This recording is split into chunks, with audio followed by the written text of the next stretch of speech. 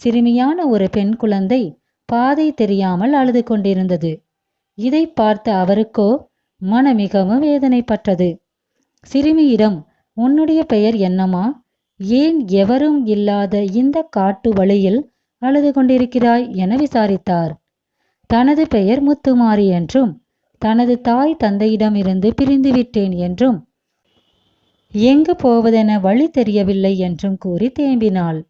கவலைப்படாதே அம்மா, உன்னை நான் பத்திரமாக பார்த்து கொள்கின்றேன் என கூறி அந்த சிறுமியை தன்னுடன் அழைத்து போனார்.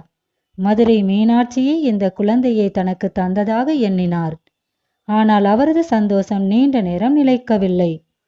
அவர்கள் சென்ற வழியில் ஆறு ஒன்று குறுக்கிட்டது.